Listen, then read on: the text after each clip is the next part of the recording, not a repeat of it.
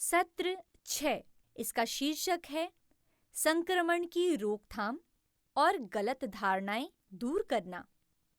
सत्र 6 में आपका स्वागत है। यौन और प्रजनन स्वास्थ्य और अधिकार की चर्चा सत्र में आपका स्वागत है। तो आइए इस सत्र के उद्देश्यों को हम भली भांति समझ लें। सत्र के अंत तक सभी किशोर प्रतिभागी प्रजनन तंत्र संक्रमण आरटीआई, यौन संचारित संक्रमण एसटीआई, मूत्र मार्ग संक्रमण यूटीआई तथा एचआईवी विषाणु क्या है, संक्रमण होने के कारणों को समझ पाएंगे। प्रजनन तंत्र संक्रमण, यौन संचारित संक्रमण, मूत्र मार्ग संक्रमण तथा एचआईवी एड्स संक्रमण से बचाव के तरीकों पर अपनी कौशल को बढ़ा पाएंगे तथा यह भी जानेंगे कि परीक्षण कब करा लेनी चाहिए और कब इलाज के लिए जाना चाहिए। संक्रमण से जुड़े मिथक, भ्रम और भ्रांतियों को दूर करने में सक्षम होंगे। तो आइए अब हम सभी लोग एक गोला बनाकर बैठ जाएं, ताकि सभी सदस्यों को एक दूसरे से बात करने और सुनने का मौका मिले। इन दिशा निर्देशों को ध्यानपूर्वक सुन लें। अपने शरीर या यौवनारंभ के बारे में कोई भी सवाल हो तो आप प्रश्न पेटी में डाल सकते हैं, जिसे आप सार्वजनिक तौर पर पूछना पसंद नहीं करेंगे। इन प्रश्नों पर समूह के साथ अंत में चर्चा होगी। सत्र के दौरान हमें कुछ सामग्रियों की आवश्यकता होगी, जो यहाँ उपलब्ध है और समय आने पर आप उनका प्रयोग कर पाएंगे। किशोरावस्था के दौरान प्रजनन मार्ग के संक्रमण की घटनाएं सामने आती हैं। कभी-कभी ये बढ़ जाती है और एक बड़ी चुनौती बन जाती है। प्रजनन मार्ग के संक्रमण में यौन संचारित संक्रमण को अंग्रेजी में एसटीआई कहा जाता है। एसटीआई यानी sexually transmitted infection bacteria, virus या परजीवी के कारण हो सकते हैं। ज्यादातर एसटीआई असुरक्षित यौन संबंध के जरिए ही फैलते हैं।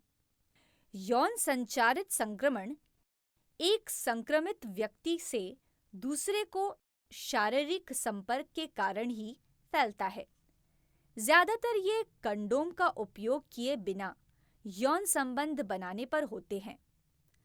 घाव, मवाद, दर्दनाक घाव, सूजन, भारी और गंध वाला स्राव, खुजली, मूत्र त्याग के समय जलन वाला दर्द, कोख और पेट के निचले हिस्से में दर्द, यही सब यौन संचारित संक्रमण के मुख्य लक्षण हैं।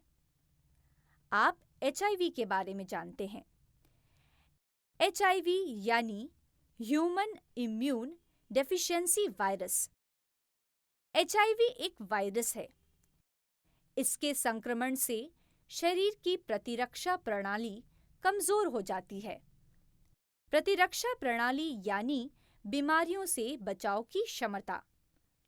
हमारे शरीर की प्रतिरक्षा प्रणाली कोशिकाओं और अंगों से बनती है, जो एक साथ मिलकर संक्रमण और बीमारी से शरीर का बचाव करते हैं।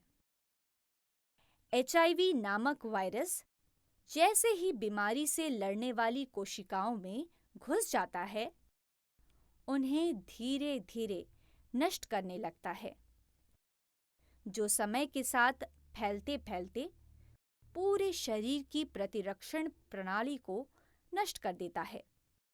आप इन तरीकों से एचआईवी संक्रमित हो सकते हैं। किसी एचआईवी संक्रमित व्यक्ति के साथ बिना कंडोम के संभोग से, योनि और गुदा और मौखिक संभोग से, मां के गर्भ में ही ये बच्चे को संक्रमित कर देता है। अगर मां संक्रमित हो, अगर किसी को एचआईवी संक्रमित खून चढ़ाया जाए तब भी संक्रमित नीडल से भी किसी भी व्यक्ति को एचआईवी संक्रमण होने का जोखिम है। अगर एचआईवी संक्रमित व्यक्ति के शरीर का द्रव किसी भी तरह दूसरे में प्रवेश करता है, तो एचआईवी संक्रमित द्रव रक्त, वीर्य, योनि या गर्भाशय के स्राव और स्तन के दूध में हो सकते हैं, लेकिन ये आंसू, लार, मूत्र या मल से संचारित नहीं होता। इसके बारे में जानकारी लेकर सावधानी बरतने से संक्रमण से बच सकते हैं। खासकर जब भी शारीरिक संबंध स्थापित करें, हमेशा सही तरीके से कंडोम का उपयोग करें। हमेशा डिस्पोजेबल और नए नीडल का ही प्रयोग करें। किसी भी आकस्मिक परिस्थिति में अगर खून चढ़वाने की जरूरत हो, तो खून का एचआईवी परीक्षण करवाना ही चाहिए।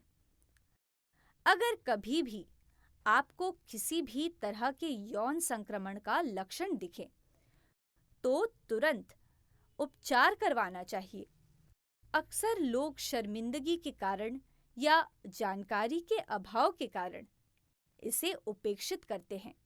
इस सत्र के अंत तक हम प्रजनन तंत्र संक्रमण यानी आरटीआई, यौन संचारित संक्रमण यानी एसटीआई, मूत्र मार्ग संक्रमण यानी यूटीआई और एचआईवी के बारे में समझ पाएंगे। इन संक्रमणों से बचाव के तरीकों पर भी अपनी जानकारियों को बढ़ा पाएंगे। यह भी जानेंगे कि परीक्षण और इलाज के लिए क्या करना चाहिए। इन संक्रमण से जुड़े मिथक, भ्रम और भ्रांतियों को भी दूर कर लेंगे।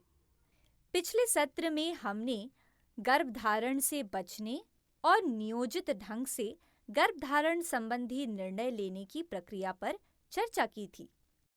आपने जरूर उन बातों को अपने परिवार और दोस्तों के साथ साझा किया होगा।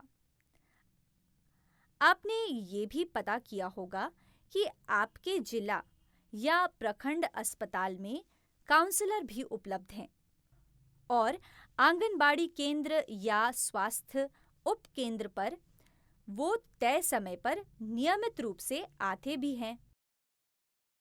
आपने ये जानकारियां भी एकत्रित की होगी कि कंडोम और गर्भ निरोधक सामग्री किन जगहों पर आसानी से उपलब्ध हैं। तो चलिए आगे बढ़ते हैं। जैसा कि आपको पता हो ही गया है कि आज हम किशोरावस्था के यौन और प्रजनन स्वास्थ्य से संबंधित संक्रमणों पर चर्चा करेंगे। इसे विस्तार से समझने के लिए हम इस सत्र में भी कुछ अभ्यास कार्य करेंगे। अभ्यास 1, आरटीआई और एसटीआई। सभी प्रतिभागी 2 या 3 समूह में बंट जाएं और कहानियां सुनें। कहानियों के अंत में प्रश्नों पर चर्चा होगी और मुख्य बिंदुओं को नोट किया जाएगा। हर छोटे समूह से एक प्रस्तुति होगी और सभी प्रतिभागी चाहे तो उन बिंदुओं पर कुछ जोड़ भी सकते हैं।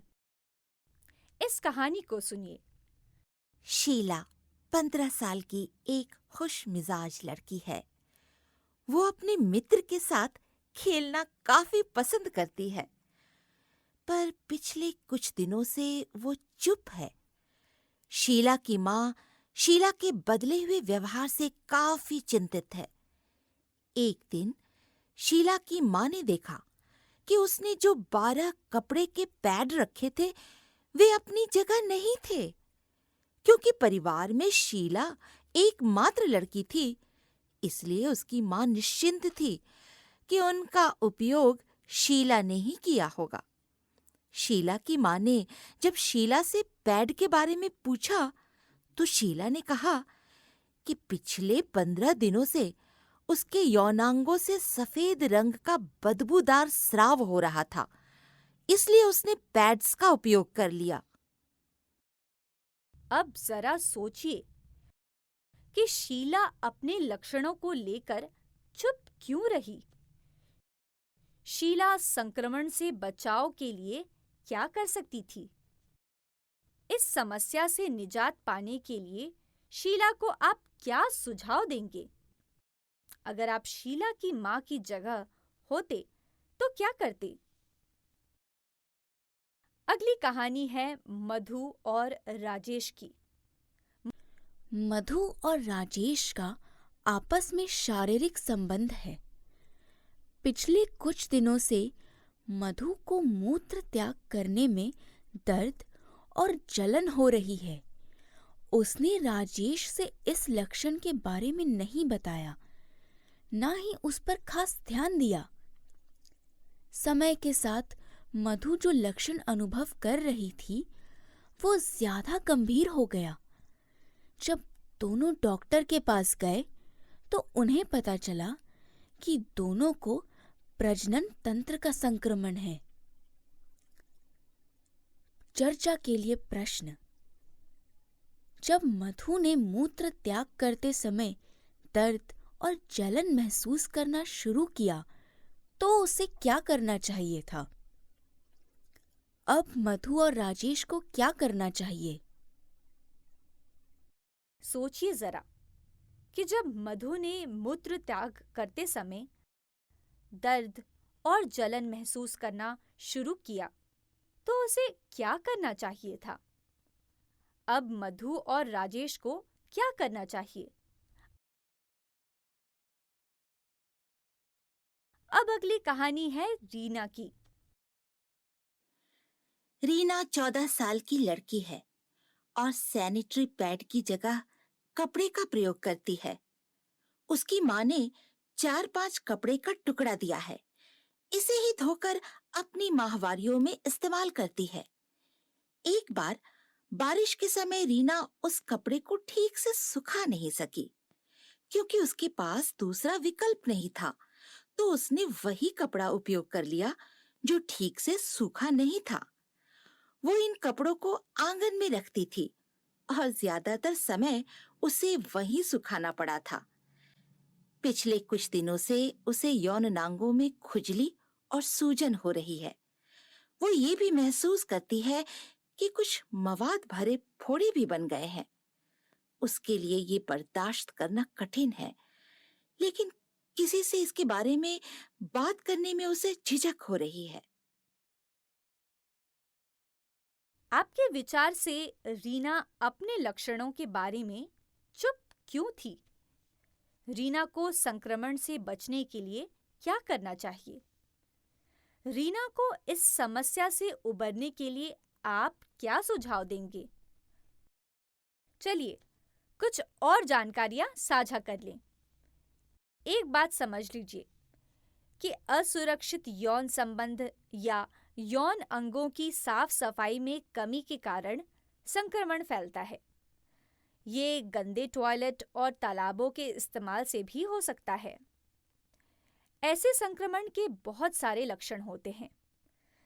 जननांगों से बदरंग या बदबूदार स्राव आना, मूत्र त्याग करते समय जलन या दर्द का अनुभव, जननांगों में खुजली, पेट के निचले हिस्से और गर्भाशय में दर्द, संभोग के दौरान दर्द, जननांगों में फोड़े, चकत्ते या फुंसियां। और हाँ, जब मां प्रजनन तंत्र के संक्रमण से पीड़ित होती है तो नवजात की आंखों से पानी निकलता है। अगर इनमें से कोई भी लक्षण दिखे तो बिना समय बर्बाद किए तत्काल डॉक्टर से मिलना चाहिए। समय पर उचित उपचार से अधिकतर प्रजनन तंत्र संक्रमण ठीक हो जाते हैं, पर कुछ यौन संचालित संक्रमण कभी भी ठीक नहीं किया जा सकता है, लेकिन उचित उपचार से इनको नियंत्रित किया जा सकता है। आइए अब आपको यौन संक्रमण के रोकथाम और उपचार संबंधित कुछ विधियों के बारे में जानकारियां दे दें। गैर यौन संचारित आरटीआई की रोकथाम के लिए माहवारी के दौरान स्वच्छ और हल्के साबुन का उपयोग करके अपने जननांगों को धोएं। अगर किसी भी तरह की परेशानी महसूस हो या लक्षण दिखें, तो उन्हें अनदेखा ना करें। डॉक्टर से तुरंत मिलें। एसटीआई और एचआईवी की रोकथाम के लिए असुरक्षित और असामाजिक रूप से कभी भी यौन संबंध ना बनाएं। अगर यूं संबंध बने तो सिर्फ एक सुरक्षित साथी के साथ ही हर बार एक नए कंडोम का प्रयोग करें। अंदेशा या शक हो तो तुरंत एसटीआई और एचआईवी की जांच करवाएं और इलाज शुरू करें। कभी भी शरीर के ऊपर उपयोग होने वाले तेज उपकरणों को साझा ना करें, जैसे कि ब्लेड, रेजर या सर्जिकल उपकरण। भरसक यौन हिंसा को रोकने के लिए प्रयासरत रहें। अगर आपको लगता है कि आपको आरटीआई या एसटीआई से जुड़े लक्षण हैं, तो इसमें शर्मिंदगी का कोई कारण नहीं है। ये बीमारियां ही हैं और इनके इलाज भी हैं। इसलिए स्वास्थ्य कर्मी या डॉक्टर से तुरंत सलाह लेकर उपचार शुरू करें। और हाँ, किसी भी अप्रशिक्षित डॉक्टर या नीम हकीम से सलाह नहीं लें। दोनों सहभागी को संक्रमण के इलाज के लिए एक साथ ही डॉक्टर से मिलना चाहिए, भले ही दूसरा सहभागी किसी भी प्रकार के लक्षण का अनुभव ना कर रहा हो। इसलिए अगर आपको एसटीआई हो गया हो तो तुरंत अपने सहभागी को भी बताएं और उनका भी जांच तुरंत करवाएं, क्योंकि अगर एक को भी संक्रमण है तो उपचार दोनों का होता है। इलाज पूरा होने के पहले लक्षण समाप्त भी हो जाए तब भी सुझाया गया उपचार जारी रखें। कभी-कभी दिखने वाले लक्षण समाप्त होने के बावजूद संक्रमण पूरी तरह खत्म नहीं होता। अगर सही समय पर इलाज पूरा नहीं हो तो इसके गंभीर नतीजे आ सकते हैं। कुछ एसटीआई ऐसे भी होते हैं जिसके कारण गर्भपात भी हो सकता है या फिर बच्चे के मरने की भी संभावना होती है, और संक्रमण रह जाए तो दूसरे को भी संक्रमित कर सकता है। याद रखें, अब तक एचआईवी के संक्रमण को पूरी तरह खत्म करने का कोई उपाय नहीं बन पाया है। आइए एक खेल खेलें। सभी अपनी आंखों पर पट्टी बांध लें। अब आप सभी के कान में एक एक नंबर कहा जाएगा। कोई भी किसी और को कहे जाने वाले नंबर को नहीं सुनेगा। जब सभी प्रतिभागी को एक एक नंबर मिल जाए तो सभी बिना आपस में बात किए और बिना आंखों से पट्टी हटाए नंबर के क्रम के अनुसार एक पंक्ति में खड़े होने की कोशिश करेंगे। है तो मुश्किल, पर मजा आएगा। अभ्यास 2। अब हम एचआईवी यानी AIDS, acquired immunodeficiency syndrome को और बेहतर तरीके से समझेंगे। इस बारे में और बेहतर जानकारी के लिए हम अब कुछ अभ्यास करेंगे। अब हम कुछ कथन पढ़ेंगे। आपको तय करना है कि आप सहमत हैं या नहीं। तो शुरू किया जाए। पहला कथन, एचआईवी संक्रमण छूने, हाथ मिलाने, खांसने से फैलता है। दूसरा कथन, एचआईवी संक्रमित व्यक्ति से असुरक्षित यौन संबंध बनाने से फैलता है। आप बस सहमत या असहमत हैं या नहीं, यही विचार करें। तो आगे चलें। तीसरा कथन, संक्रमित मां अजन्मे शिशु में HIV संचारित कर सकती है। चौथा कथन, HIV से संक्रमित व्यक्ति सामान्य जीवन व्यतीत कर सकता है। पांचवा कथन, अगर सिरिंज या नीडल का फिर से उपयोग किया गया तो HIV का जोखिम बढ़ जाता है।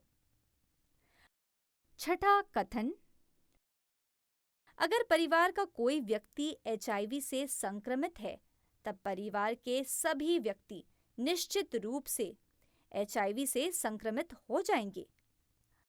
सातवां कथन, अगर व्यक्ति स्वस्थ दिखता है तो वह HIV से संक्रमित नहीं हो सकता। HIV संक्रमण शरीर को छूने, गले लगाने या चुंबन के माध्यम से नहीं फैलता है। बिस्तर या मेज की साझेदारी से या शौचालय से भी ये नहीं फैलता। गले लगाने, हाथ मिलाने से भी संचारित नहीं होता। बर्तन, संगीत वाद्य यंत्र, पेन पेंसिल इत्यादि से भी संक्रमण नहीं फैलता। सांस लेने पर, छींकने या थूकने से HIV संचारित नहीं होता है। किसी HIV पॉजिटिव व्यक्ति को छूने से HIV नहीं फैलता। कीट के काटने, मच्छरों जैसे कीड़े HIV प्रसारित नहीं करते हैं, क्योंकि वे काटते समय रक्त को इंजेक्ट यानी रक्त की सुई नहीं लगाते। नई सुई और सिरिंज ही HIV संचारण से सुरक्षित रख सकते हैं। HIV पानी में जीवित नहीं रह सकता है, इसलिए आप स्विमिंग पूल या नहाने वाले क्षेत्रों में HIV संचारण से मुक्त हैं। हाँ, ये सच है, हर बार संभोग के समय नए कंडोम का प्रयोग किया जाना चाहिए। अगर आपका सहभागी कंडोम का उपयोग नहीं करना चाहता, तो उसे बताएं कि इसके उपयोग से दोनों सुरक्षित रहेंगे। गर्भावस्था के दौरान हमें स्वास्थ्य कर्मी से सलाह लेकर रक्त का परीक्षण कराना चाहिए। HIV संक्रमित मां से जन्मे बच्चे को प्रसव के कारण या स्तनपान के माध्यम से होने वाले संक्रमण को मां से बच्चे की ट्रांसमिशन PMTCT कहा जाता है। मां से बच्चे तक HIV संचरण की दर 15 से 45% के बीच है। PMTCT लगभग पूरी तरह से रोका जा सकता है यदि मां और बच्चे दोनों को एंटी रेट्रोवायरल थेरेपी ART प्रदान किया जाए। ART दवाओं का एक संयोजन है जो HIV के साथ जी रहे व्यक्ति को स्वस्थ रहने में मदद करता है।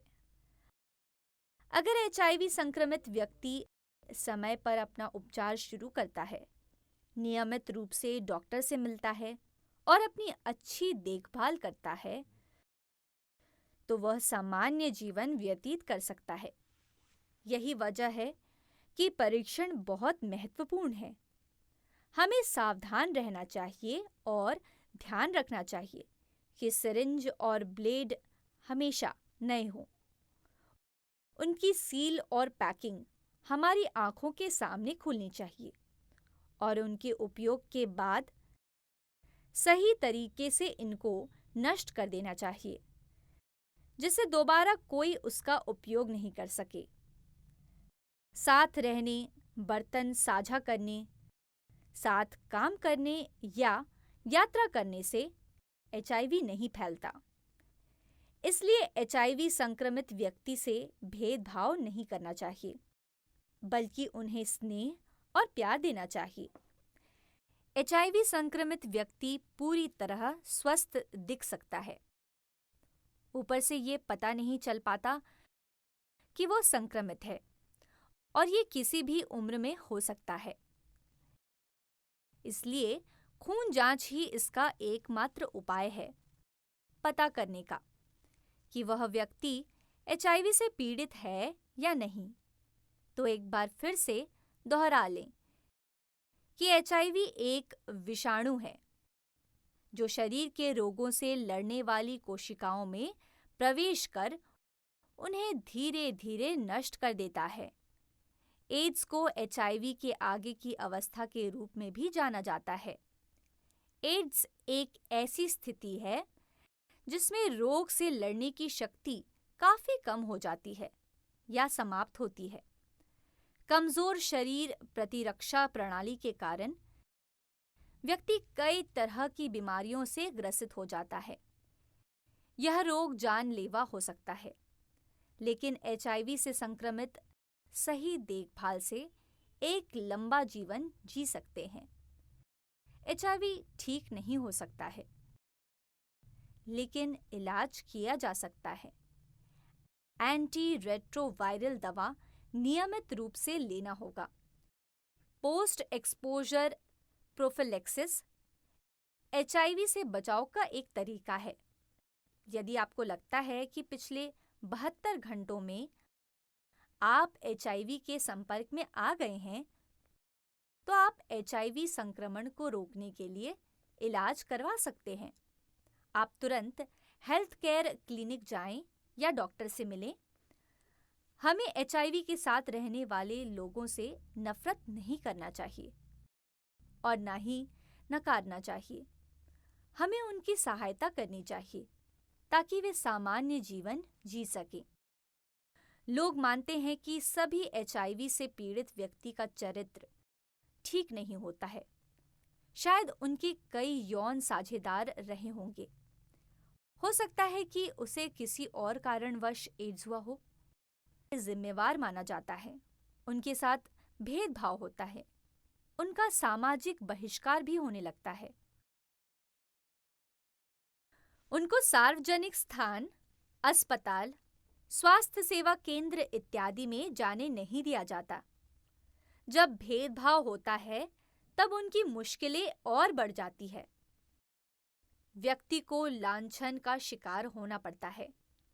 एक व्यक्ति दूसरे व्यक्ति पर नकारात्मक लेबल लगा देता है। उनके साथ अलग तरीके से व्यवहार किया जाता है। किसी के खिलाफ भेदभाव किसी भी स्थिति में स्वीकार्य नहीं है। यह मानवाधिकारों का उल्लंघन है। सारांश यही है कि HIV समेत STI को रोकने का सबसे अच्छा तरीका यही है कि यौन संबंध बनाने से बचा जाए। लेकिन अगर आप यौन संबंध बनाते हैं तो कंडोम का सही इस्तेमाल करें और हर बार नए कंडोम का ही इस्तेमाल करें। ज्यादातर STI का इलाज किया जा सकता है और कुछ ठीक भी हो सकते हैं। इसके लिए परीक्षण और उपचार में देरी ना करें। इलाज के लिए स्वास्थ्य केंद्रों पर जाना शर्मनाक नहीं है। यह जिम्मेदार व्यवहार है। यह आपके स्वास्थ्य और आपके जीवन की रक्षा करता है। HIV के लिए उपचार उपलब्ध है। भले ही यह ठीक ना हो, जल्द इलाज कराने से और आजीवन उपचार लेते रहने से लंबा जीवन मिल सकता है। ये सत्र अब यहीं समाप्त हुआ। आज मिली जानकारियों को ज्यादा से ज्यादा साझा करें। इनके बारे में अपने मित्र और सगे संबंधियों से बेझिझक बातें करें।